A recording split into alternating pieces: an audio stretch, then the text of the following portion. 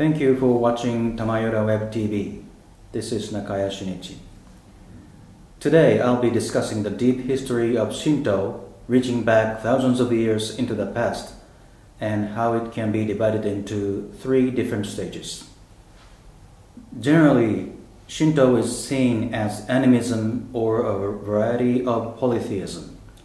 Actually, the organization that manages shrines through Japan, Jinja Honcho, states clearly that there is no monotheistic element in Shinto.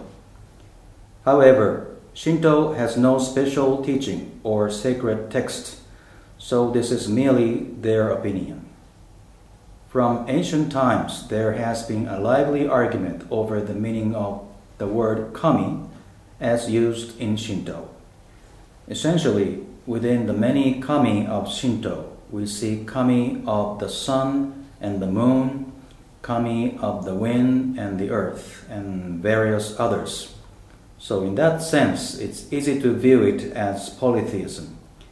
Furthermore, I think what is called animism is the belief that all things have kami nature within them. This is the same as the Buddhist belief that all things have Buddha nature. In this way, for countless centuries we have recognized the kami in the workings of heaven and the various forms of the natural world, and it has been customary to make them our objects of worship. Our tradition is thought to date back to the prehistoric Jomon period, thousands of years ago. We did not call it Shinto at that time, but this is the origin of today's Shinto. Let us call this stage 1. About 2000 to 1600 years ago, a great many people came to Japan from the mainland.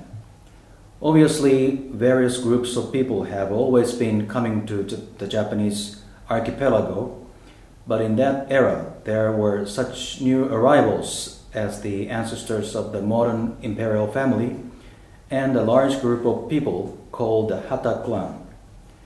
One theory claims that the Hata clan was Jewish.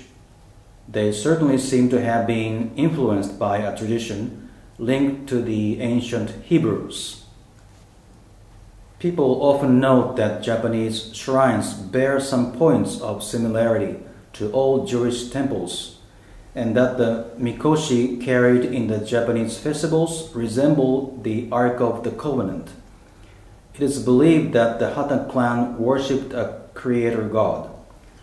Shinto smoothly integrated with monotheism, which was brought from abroad. While it remained polytheist, it now had a monotheistic flavor to it.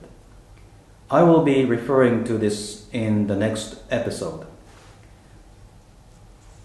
Furthermore, those early immigrants are thought to have an influence on things like the construction of shrines. In the Jomon period, we would do simple things like designating unusual rocks or large trees as kami, marking off purified spaces for the kami to descend to, and conducting rites there. But after the immigration from Asia, we have something which I think is closer to our modern shrine, with a wooden structure and torii threshold at the entrance. This was stage 2. From the Middle Ages to the early modern period, many scholars appeared who investigated and analyzed the shrines from various angles. I will skip over this process for now, but suffice to say, these arguments, which lasted until the Edo period, were a free-form and unregulated process, and each shrine-keeping family was allowed to have their say. With the Meiji period, Shinto became centralized as the basis of the state and was organized into a pyramid-like structure with the emperor's ancestral Ise Jingu at the top.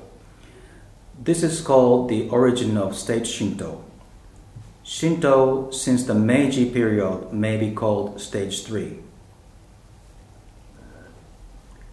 After World War II, state Shinto was disassembled, and the shrine system, which had controlled and managed Shinto up until then, was privatized as a religious organization. This is Jinja Honcho, an organization which runs 80,000 shrines across Japan, and with this we have arrived at the present day.